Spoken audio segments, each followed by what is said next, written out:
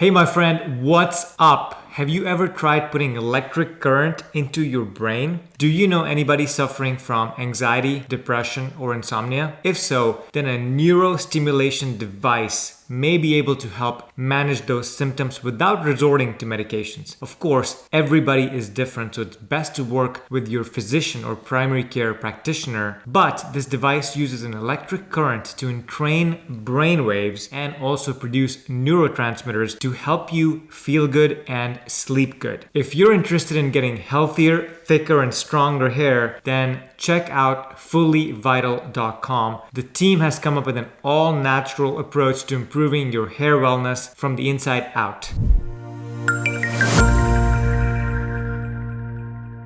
And finally, if you're enjoying these videos, please make sure to click the subscribe button down below and make sure to like and share this video so you can get notified when we release new videos, but also other people can get the benefits of learning this amazing information. Our goal is to help you look and feel younger and live your most confident and adventurous life. With that said, let's get right into it. Hello, my friend. Welcome back to the Anti-Aging Hacks podcast. Today, I have a very interesting interview with the co-founder and CEO of Fisher Wallace Laboratories. His name is Kelly Roman. Kelly, welcome to the Anti-Aging Hacks show. It's great to be here. Thanks so much for having me. So in terms of an intro, for the past decade, Kelly has helped lead the fields of neuromodulation, product development, regulatory affairs, healthcare marketing, and clinical trial strategy. Prior to co-founding Fisher Wallace, Kelly graduated from Harvard and served as an award-winning executive in the digital advertising and SaaS industries. He recently served on the boards of 2 charter high schools in New York City. So Kelly, first of all, I want to get into your background. There's some really cool technology that you guys have, and we're going to touch a lot on neurostimulation and the devices that are out there. But walk us through what got you interested into this field. Obviously, you went to Harvard, but how did your trajectory change from Harvard and joining Fisher Wallace? Yeah, so my brother also had the good luck of going to Harvard, is a research scientist and a professor at medical school here in New York, SUNY Downstate. And he's 12 years older. We're half brothers, actually. But growing up, I was exposed to the research side of, he's a genetics and biochem researcher, and he's done a lot of work in lupus and some other diseases, cancer. So I kind of had just kind of dinner table type exposure, talking about studies growing up. But I also had a real creative, more of an artistic interest, I think, than my brother. And so at Harvard, I did a lot of creative writing. I was an English major there, actually. I wasn't a science major. And when I got out, I worked in, my mother's a school teacher. So when I got out of Harvard, I worked in a rehab facility for kids who had bad abuse or other really unfortunate circumstances and were removed from their homes and put into a residential treatment center. And I did that for a year and a half.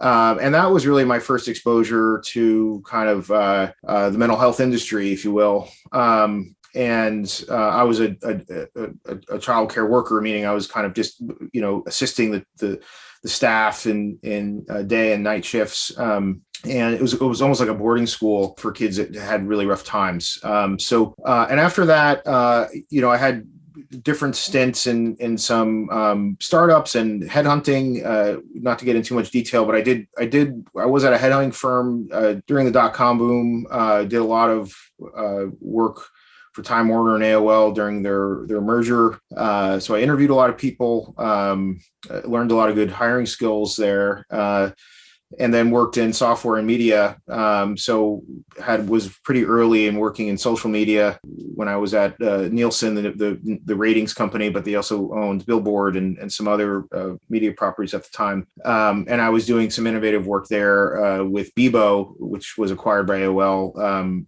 And what was one of the bigger social networks at the time. Probably no one listening to this remembers that, or very few people.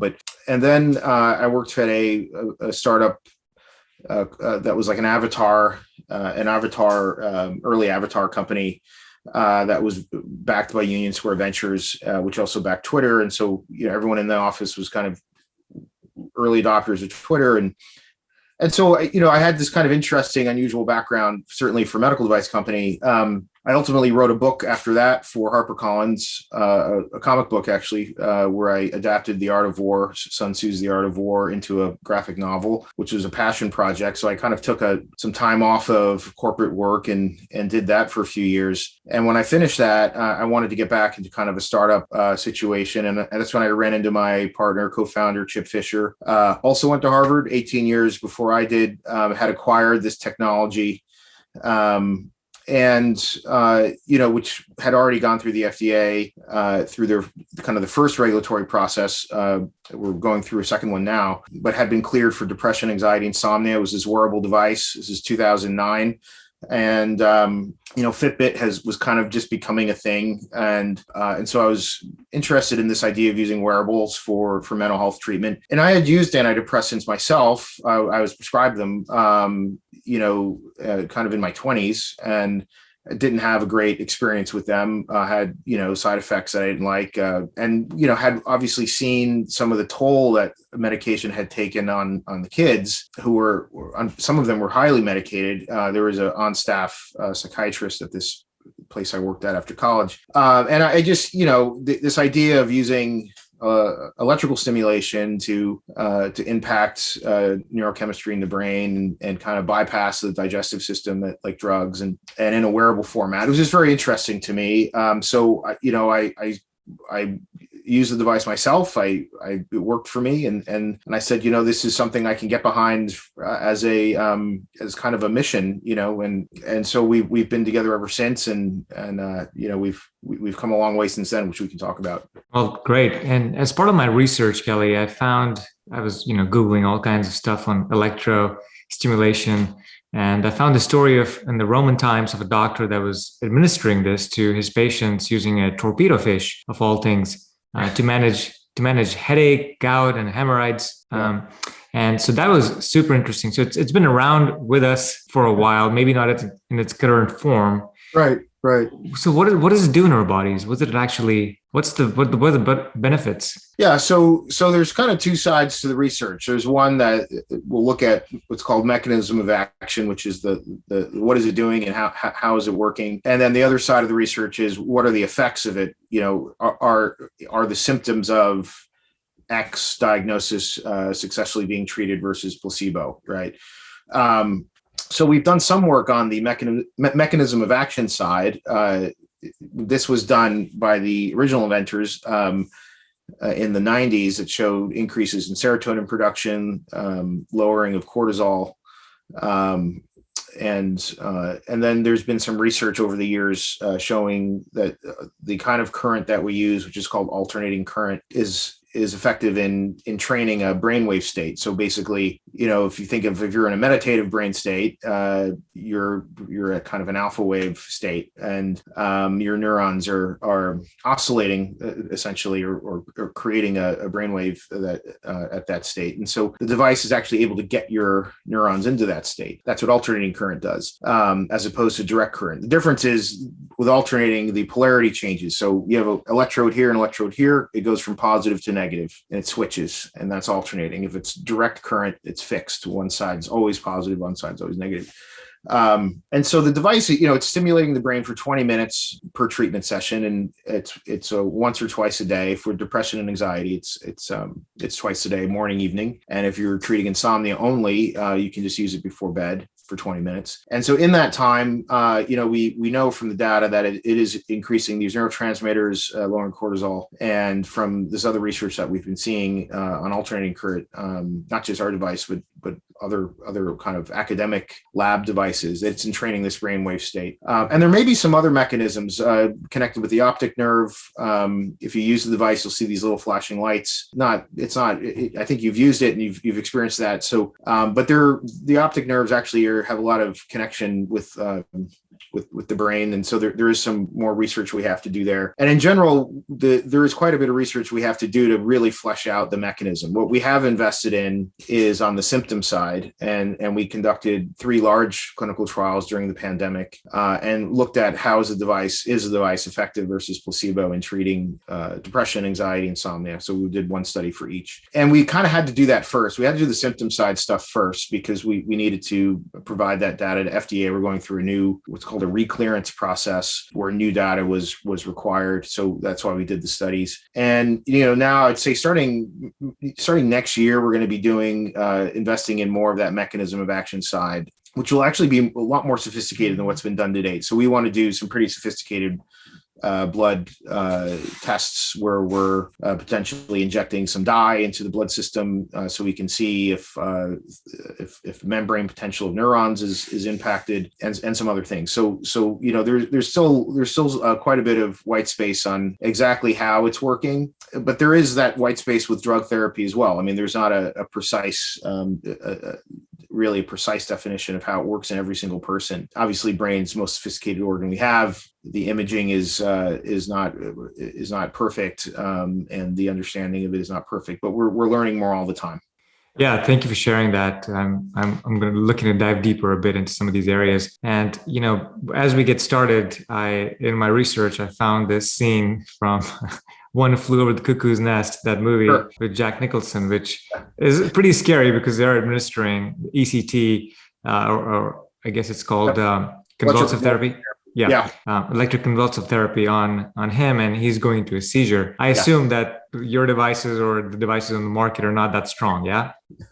No, we're not causing a seizure, and even beyond that, even if you're a patient that may be prone to seizure, alcohol use patients who early abstinence, or even epilepsy patients, this device has been studied and published data with epilepsy patients and didn't cause seizures in epilepsy patients. So what this device does, so that's electroconvulsive therapy. First of all, the portrayal of that treatment in that movie is not at all how it's administered. It was very dramatic and it served the purpose in the movie. But in reality, when you get electroconvulsive therapy, which is that very serious hospital-based high dosage electrical stimulation to the brain, you're put under anesthesia first. So you're completely out when it happens. You have no conscious experience of the stimulation. It does cause a seizure, but you're not awake during it. And it's regarded as saving a lot of people's lives. So electroconvulsive therapy is often prescribed for suicidal patients, and it has been effective in stopping that kind of ideation and behavior. So, but what we do is, where that's kind of a single large electrical dose, we're giving a gentle dose twice a day for ongoing. We have patients who use this for years to maintain their mental health. And the experience of using our device is actually pretty pleasant. You may feel a little bit of prickliness at the electrodes if you have a sensitive scalp. Most people don't feel anything, but you may feel a little bit of prickliness for a few seconds. And then your nerves, the surface nerves on the skin kind of get used to it. And then you don't feel it. That's the experience for almost all patients, is that it's comfortable. And then you start getting the brain entrainment effects, what I was talking about being put into, more of a meditative brain state pretty quickly. So a lot of people feel relaxed within the first 10 minutes. There are cumulative effects that appear to be happening in the research. So it's not all that impact is going to happen in the first session, but a lot of people do experience anxiety reduction and sleep better the first night and so forth. And, and the data bears that out. So I think that has always been a hurdle for us, that image in that movie, that sequence. But I think, one of the things we're trying to do with the industrial design in our version 2 device is to not gesture towards that cinematic history so much. I think our current version 1 device probably doesn't help us because you're seeing a black wire and a white wire and they're coming up from this device, and it looks a little bit like you're jump starting your car, to be honest with you right now. But you're not. It's very gentle. But it's still effective. It is electricity. It is going into your brain. You do have those little flashing lights because your optic nerves it's reaching, deep inside the head. But it's not dangerous. We have 80,000 patients now. No serious side effects, no long-term negative effects that have been documented in any way. No complaints of such. Of long-term problems. This is not a cell phone that you're holding against your head. Some people worry about that high frequency. Cell phones emit frequencies in the millions of hertz. Our device maxes out at 15,000 hertz. So many exponentially less frequency range. So yeah, we want to get away from that association, but I think we are. I think people are now looking at what we're doing more like a wearable, that's going to continue. And with our version 2, it's going to look like something Apple made or Fitbit or something that it will be very approachable. And it certainly feels good. Cool. Yeah. I'll be talking about my experiences. I've been using your device for the past couple months, and I'll talk about what I went through, how I experienced it, and the just putting it on and what I felt during the session. So I'll do that. And the other thing, I guess, what I wanted to do first, actually, Kelly, is get a couple of things out of the way. One is we're seeing increased rates of anxiety, depression around the world, but also in the United States.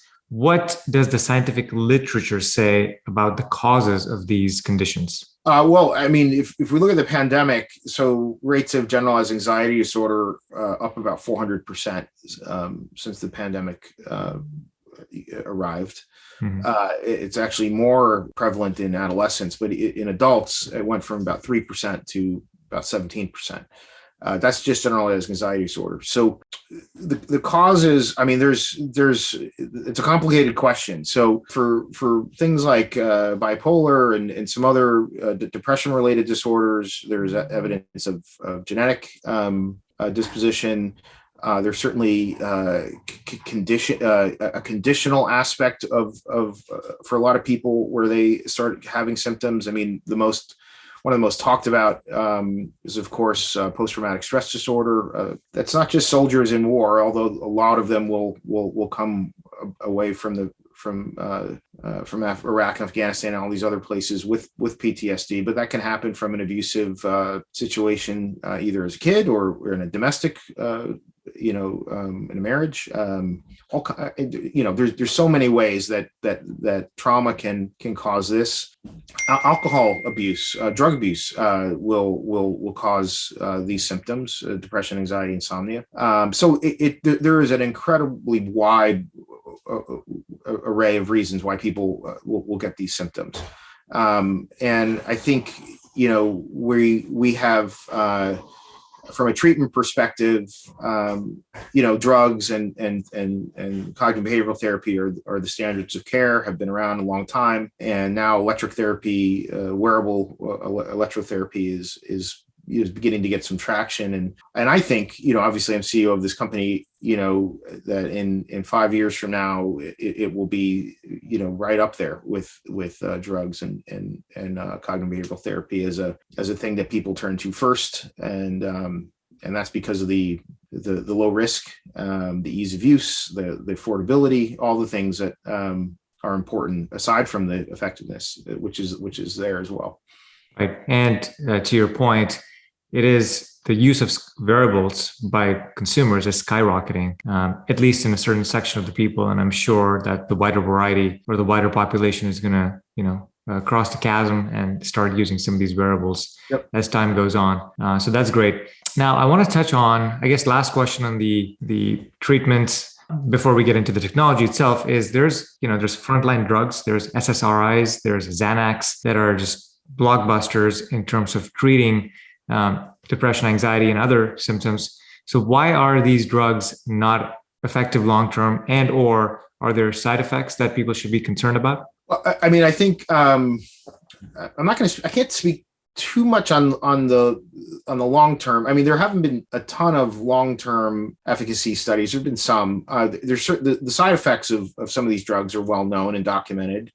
Xanax, benzodiazepines have a lot of side effects. The SSRIs have a lot of side effects. There also can be effective for people. And benzodiazepines, although they have a low can have a high side effect rate compared to other things like cognitive behavioral therapy or our device, they are effective in reducing anxiety. The question is, do you want all the other things that come along with that? So I think, they're SSRIs, those are kind of the original antidepressants. They're still very highly prescribed in generic form. Generic Prozac and so forth. Those are that acronym SSRI, serotonin reuptake inhibitors, are essentially blocking the normal absorption of serotonin, trying to increase the amount of it in the system. And that can, as I've mentioned before, that can affect all of your serotonin receptors, not just the ones in your brain. So that can cause other problems. Gastro problems are common with SSRIs. I don't want to position our technology as a panacea or something that is, that you should never use drugs. You should only use our device. That's not what I'm saying. I think a lot of patients can get benefit from meds. They can get benefit from meds in combination with our device. They can get benefit from meds in combination with talk therapy in combination with our device. There are also patients who have failed on drug therapy, who are resistant to it, who maybe had, as a lot of patients do, early success and then have seen that wear off. Or maybe they're having the antidepressant effect from the drug. That's great, but they can't handle the side effects. So there's a lot of variables, right, with patients. And so whether you're a doctor who's treating patients and you want another tool in the toolkit that's low risk, that you could consider potentially for a first line treatment, because again, it's low risk. If the device works and you don't need to go onto drug therapy, then why go there? That's a great outcome. But there are other patients. We hear a lot from psychiatrists who are patients who are having a successful antidepressant effect from their medication, but the side effects are bothering them. So what they try and do is lower the dosage of the drug in combination with our device, so that the combined effect, they're able to lower the med dosage so that can lower the side effect experience. But it's the combination that works. So it can be, nuanced.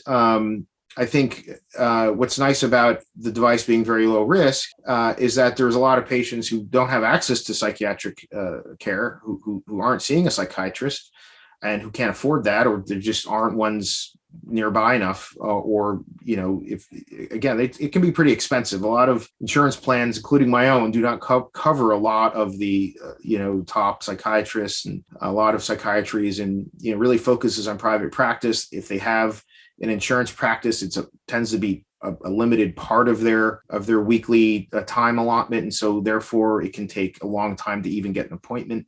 There's a lot of access to care problems and affordability problems, and so our device is a great option for someone in that situation. Someone, if you can imagine, in a rural community who doesn't have a lot of access, doesn't have a lot of income, we have a device that we can FedEx to them. They can use it. They can get a prescription through telemedicine during the checkout process, just like you can for a lot of drugs now through Hims and Hers and so forth. We ship it to them. They can use it. If they don't think it's working for them within 30 days, they can return it for full refund, and they can try and pursue other therapy at that point. But our return rate's very low. We have about a 15% return rate. So the vast majority of our patients are finding success with the device. Yeah, that's great to hear. And I'm glad they can get it with telemedicine, and you have a trial period where you can try it for 30 days. Yep. So it gives them a sampling of what the device can do for them. So that then they don't have to put all their money down and lose it potentially. Right. All right. So in researching this, Kelly, I came across a few terms that were thrown around. One is electroconvulsive therapy, which you talked about, which is the scene from the movie. There's also transcranial magnetic stimulation, or TMS. And then I came across vagus nerve stimulation. What are the differences between the other two, I guess, when it compares to brain? So transcranial magnetic stimulation is probably the most similar. That's right now an in-office procedure, uses a high-powered magnet that a psychiatrist will administer. Basically, they place this typically over your forehead, and the goal is to stimulate the frontal cortex, dorsolateral prefrontal cortex area of the brain, which in research has been shown to be kind of not as activated as in depressed patients, and by stimulating that area of the brain and increasing activity there, that is one theory of how TMS works. And they do have published research that shows that it beats placebo, I believe, for major depressive disorder, and so that's an option. Now you have to go into the clinic. It's expensive. If it's out of pocket, it'd be $12,000 for a series of treatments. It is covered by some insurance. I believe it's covered by Medicare for some patients. And I know that there is some work on trying to build a more at-home version of that, but the very nature of it needing a high-powered magnet is going to make that difficult. And so, some people will who are familiar with TMS, transcranial magnetic stimulation, will kind of look at our device as like a wearable form of it, but we don't use magnets. We use actual electrodes that are delivering electricity, whereas the magnet is creating an electrical field in the brain. So it's a little bit different in how that works. A little bit higher side effect profile for TMS. There is a risk of seizure there. It's not a high risk, but the FDA cites that as a risk for TMS. They do not cite that as a risk for us. With vagus nerve stimulation, there's I think there's a couple of ways to deliver that. The one I'm familiar with is a stimulating device that actually applies to the neck, and the vagus nerve system does travel from the head down the body through the neck, so you can stimulate it through the neck, and that is another kind of approach to treating various things. There is some research on depression. I think the kind of means of delivering it by holding an electrical stimulator against the neck is not as appealing. And as something that you can kind of wear on your head like a headband almost. So I think, again, I'm not as familiar with the insurance coverage there or with the indications for use around vagus nerve, but I know that there's been some research around depression for that. But there is nothing out there that's cleared to treat anxiety disorders. That's a device, except for our device category. So anxiety is something that we're focusing on, something that is unique to our device category from a regulatory perspective. And it also happens to be the most prevalent mental health disorder. Anxiety, generalized anxiety specifically, is the most common of all. It's more common than depression. So it's and there's a lot of what's called comorbidity, which means if you have one, you often have the other. So if you have anxiety, you often have depression, vice versa. So there's overlap in those patient populations. Gotcha. Yeah, I've been pretty excited about learning about the brain recently. I did a QEEG and a brain mapping last year, and I did a bunch of sessions with neurofeedback. So I'm starting to learn more, and I'm fascinated. The more I learn, the more I'm more fascinated about the brain. And so, yeah, there's some patterns. When there's too much power, it can cause ADHD and excitability in the brain. And when there's, I believe, not enough, that could lead to anxiety and depression. But I'm not completely an expert on the brain. So wanted to touch on, I guess, a question, which was the vagus nerve, as you mentioned, travels up and down the body, and it's correlated with the parasympathetic tone of the body. So it puts you into rest and digest, into that mode where you're more relaxed. Is there a set of nerves that you are targeting with your device? We're targeting the center brain region. So the Brodmann area of the brain is directly beneath our electrodes. But I would refer to what we do more as a pretty broad brain stimulation technique. We're not highly targeting specific structures. And I think that's a good thing because of how many areas of the brain can be involved in sleep and mood. There's also memory and focus and concentration responsibilities of that Brodmann area, memory in particular. So there's cognitive impacts. Right now, we have a lot of anecdotal data on the cognitive benefits of our stimulation, and we're going to try and quantify that in our version 2. The app that our version 2 is going to actually deliver cognitive performance testing, so you can track symptoms, but also your cognitive performance, so your focus, concentration, memory over time using our device. About 40% of our patients report improvements in cognitive performance, but we're going to be able to start really giving individuals their own data around that in version 2. Does that answer the question? Yeah, it does. Let's get into the brass tacks of how this is working. I understand, Kelly, you mentioned we're still learning about the brain, so it's not a clear-cut science because it's a very complicated organ, rightfully so. But in terms of what you see happening in terms of chemistry and neurotransmitters, is it that there's more serotonin being produced, which improves your mood, increases feelings of happiness, and therefore manages anxiety and depression, while also reducing cortisol? And so if that's happening, how do you measure that? You do blood tests, cerebral spinal cord fluid testing, saliva testing to look at those things. That's what the biomarker studies we have on our device specifically. But I think the brainwave entrainment part is very important as well. It's likely why it's helping people get to sleep. It's likely why it's helping with anxiety, especially rapidly. I think the way it's treating depression is a little bit more opaque. But I don't want to overstate kind of our knowledge of the mechanism. There are some signals, right? So, I mean, there's debate over how much serotonin is really responsible for improving depression symptoms. I mean, but what we do know is that you're right. It's involved in emotions. It's required to produce melatonin. So there are relationships between that neurotransmitter and mood and sleep. But I wouldn't say that just because we're increasing serotonin, that is the main reason why it's helping. There's a lot of the parts of the brain, or like, for instance, we did some FNIRS, which is different than EEG, but it's similar in the sense that it indicates increases in neuronal activity, and it does that by tracking blood flow, and there's a correlation between blood flow and neuronal activity in the brain. When we gave the subject simulation, the dorsolateral prefrontal cortex, that front part right under the forehead that I was talking about with TMS, that was immediately activated with our device. Now, our device doesn't have electrodes on the forehead, but that front area of the brain is connected to the Brodmann area. So, that's just one example where we're seeing a significant increase in activity in the frontal cortex by stimulating on the side of the head.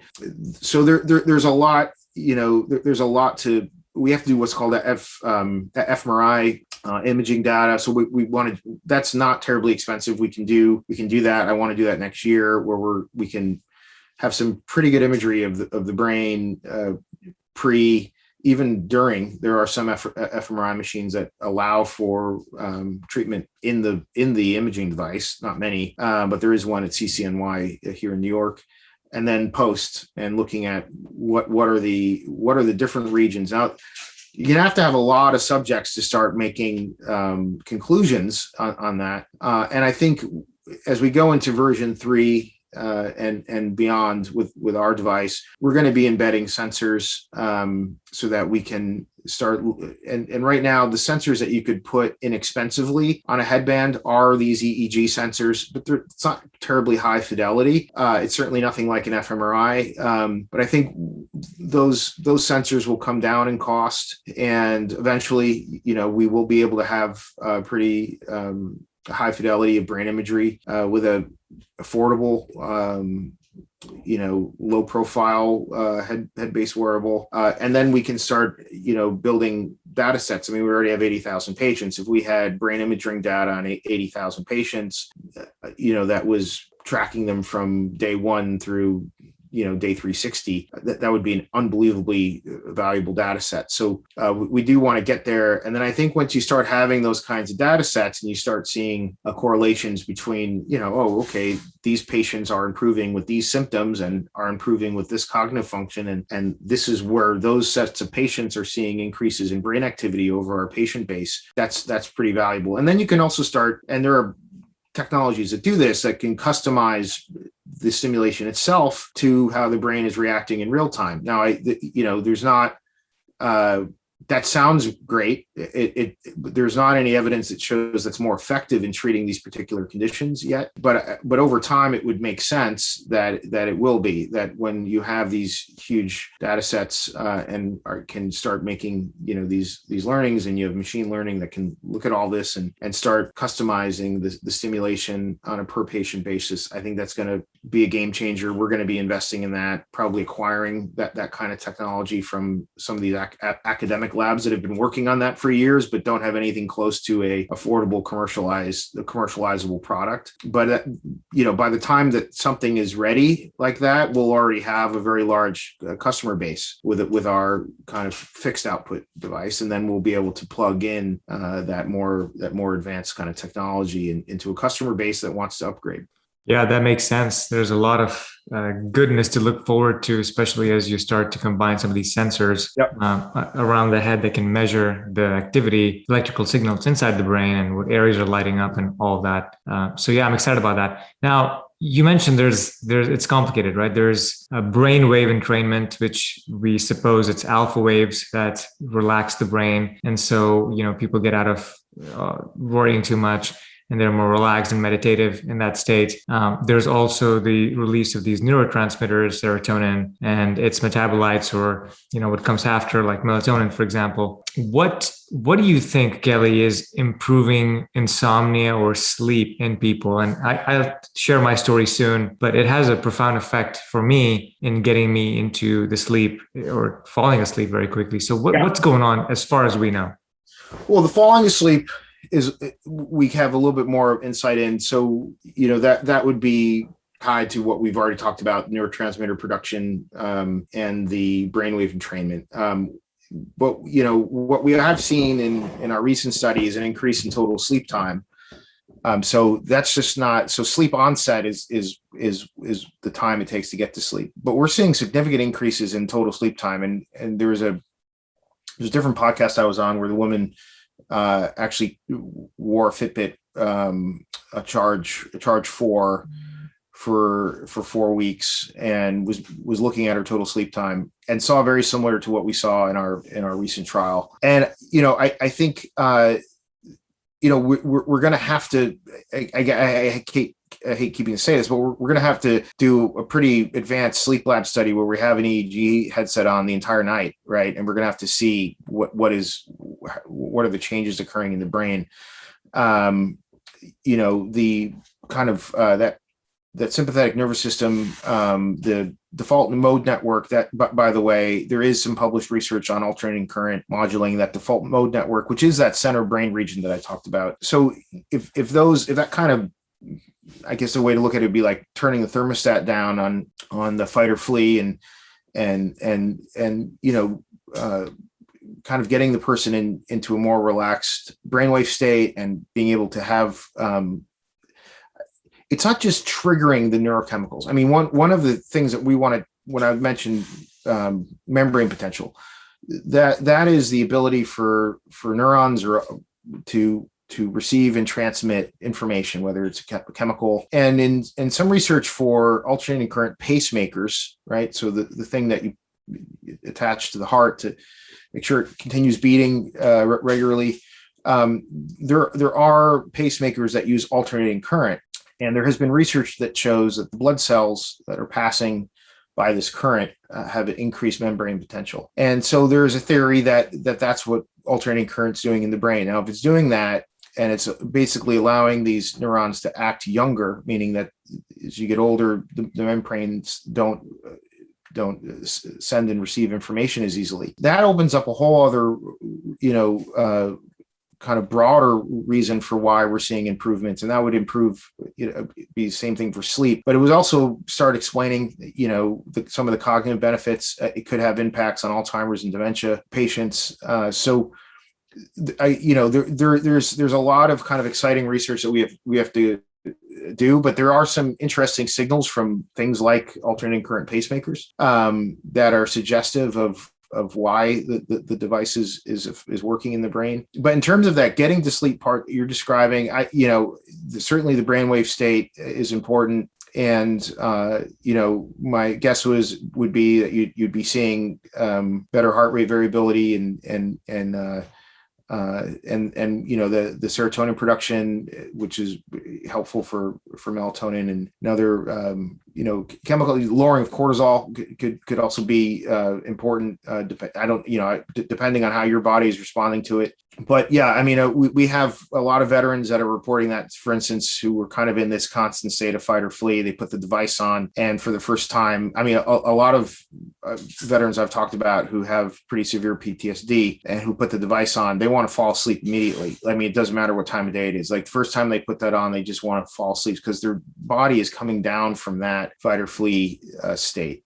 And a lot of us are in that state, not maybe severely as that, but a lot of us are in that state. A lot of us are in that state during COVID, right? You just, whether you're worried about your job, you're worried about, you're getting sick, you have family members that are sick, there's all these economic and, social pressures, a lot of people are alone, they couldn't leave their house, all their kids are at home. There's a lot of that kind of fight or flee stimulus. So that may be the biggest thing that we're helping with in terms of trying to fall asleep.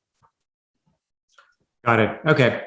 I'm holding up your device, which I've been using for the last couple of months, and I can attest to the fact that when I'm out late at night and when I have too much stimulation in my environment and I want to fall asleep quickly, this is one of my go-to devices that I put on. I turn on the lights, I wear my red light glasses, but this is the thing that I turn on and I look to calm me down pretty quickly, in addition to, soothing music and whatnot.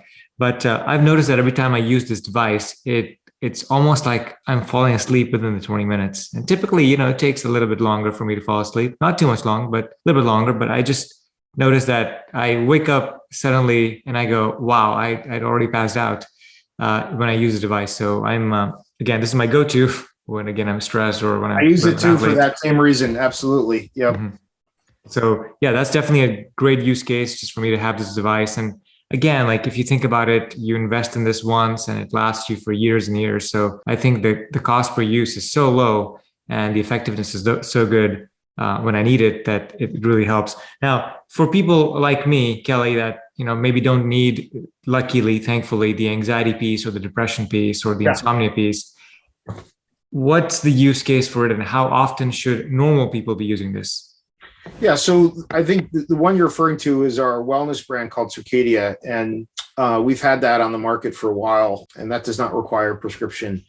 We may be moving away from that next year and really just focusing 100% on the prescription brand. But for now, you can still go to circadia.info and get that. And that's for stress and sleep management. So it's a different intended use. It's not a medical device technically because of that, even though it's the exact same device as the prescription device.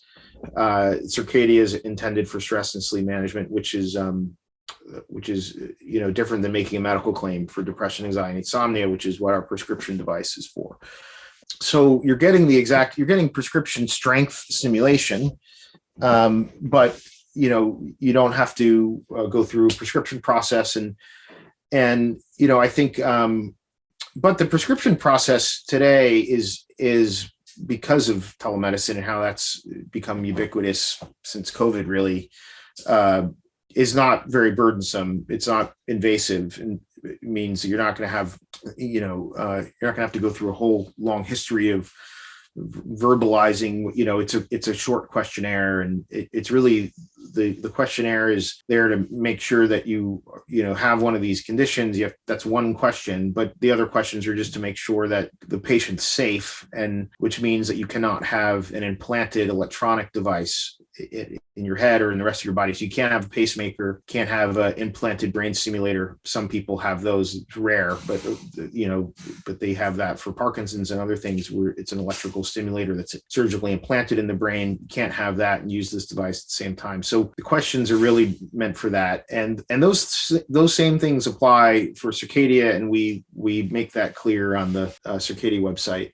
But we are likely going to be just completely focusing on prescription brand, where it's going to be a new brand, by the way, version 2. It's not just going to look different, it's going to have a different name. And we may have a wellness brand that is used for things like doing reviews, doing press reviews and stuff like that. But more likely than not, the Circadia brand is not going to be around for that much longer. Maybe a year. And just as a business, we just really want to focus on the prescription device. But there's certainly a big population for stress and sleep management. I think the problem from a business point of view is when you don't have the FDA regulating that space, not just Circadia, but any device that comes into that, you're going to get a lot of devices and a lot of other things that just don't have any scientific research backing them, right? So if we're in the wellness space with Circadia and we're trying to say, hey, this is a great sleep and stress management, but we can't go and make the medical claims, then the consumer is kind of looking at that like they're looking at, anything else that's out there for wellness that you don't need a prescription for. A lot of it does not have very much scientific backing. Ours has a lot, but I feel like the wellness space is dilutive in terms of branding for a device like ours, because it gets clumped in with a lot of things that don't have the science. And so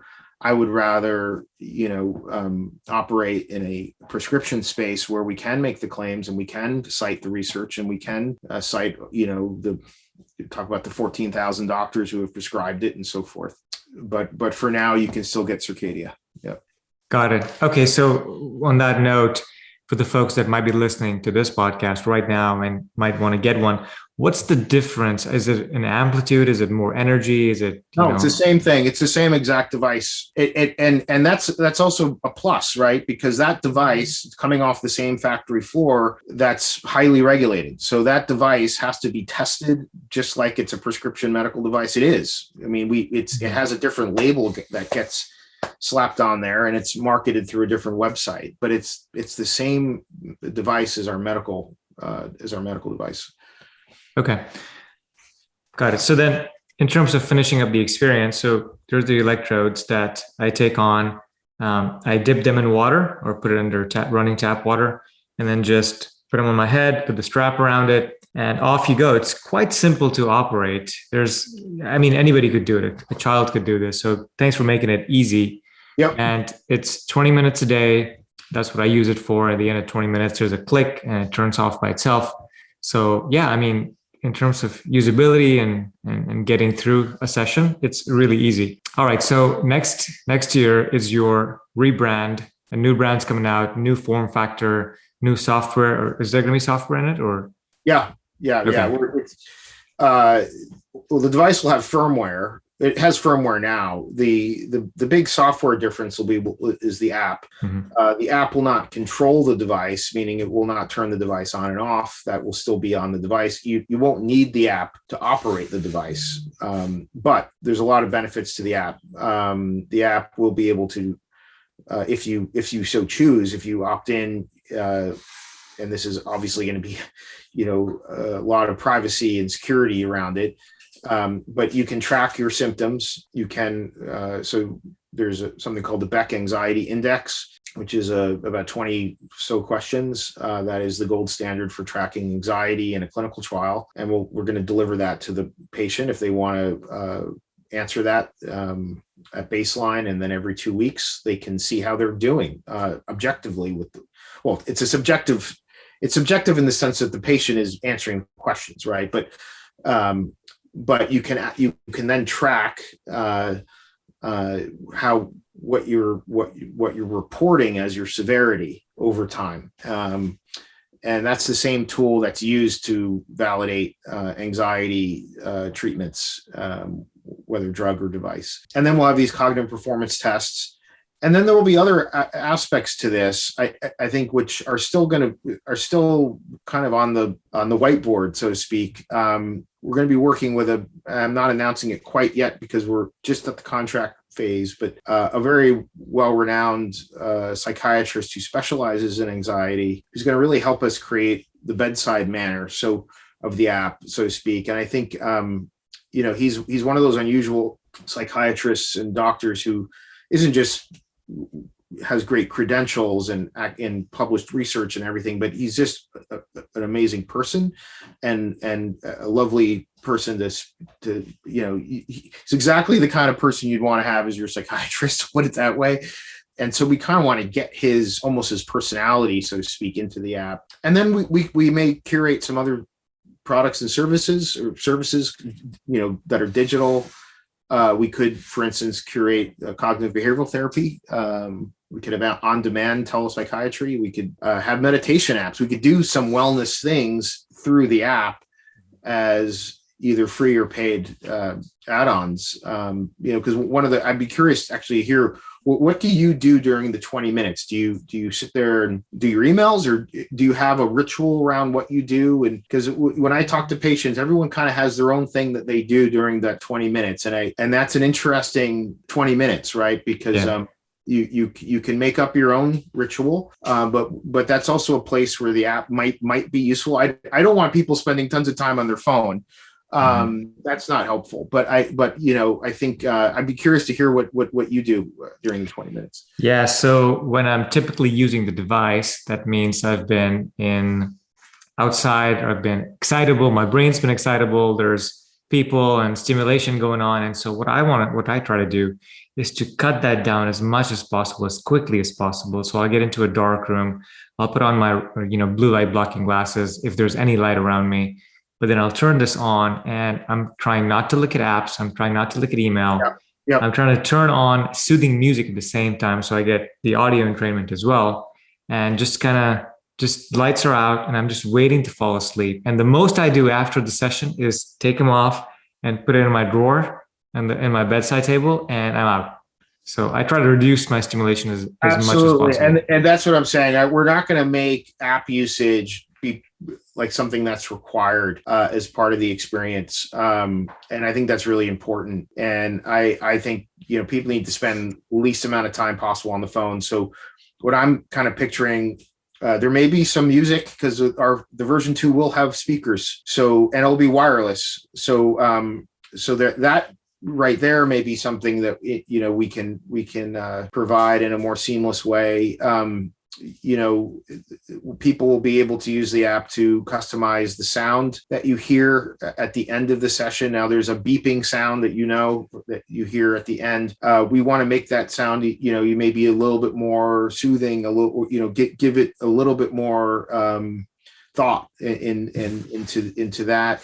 So there'll be some subtle things. I think the wireless nature version 2 it'll be easier to kind of take on, take off. We're going to have very likely the electrodes themselves that have the sponges in them will be magnetized. So instead of having to kind of snap them or to, you can just kind of drop them in and pull them out and then run them under tap water with the sponges in them, squeeze them out, snap them back in with the magnets. So it's very easy to use.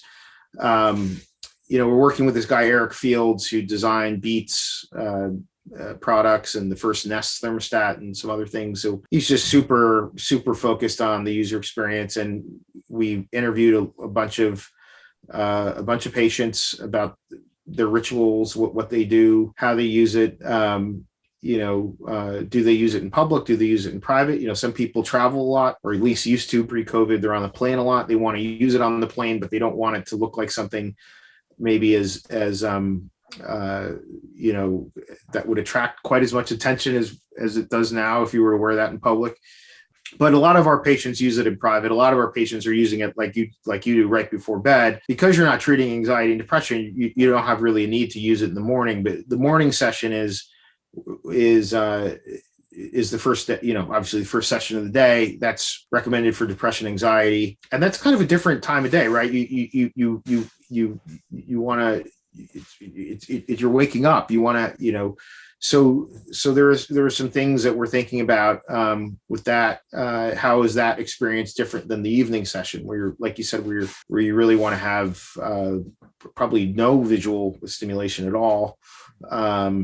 So we're giving that a lot of thought, and we're going to be beta testing the app with our current customers. So the people buying devices like yours, they'll get an email at some point when we have the app ready. They'll be able to test it out first, and then when we get all that feedback and tweak it, then we will be rolling out the final version of that with the launch of version 2, which is probably going to be, at the earliest May or June. I think May would be the earliest, more likely June. We'll see. Hopefully there's no more slowdowns in shipping and other things with supply chain, but that's what we're shooting for version 2 is certainly by the end of the second quarter next year.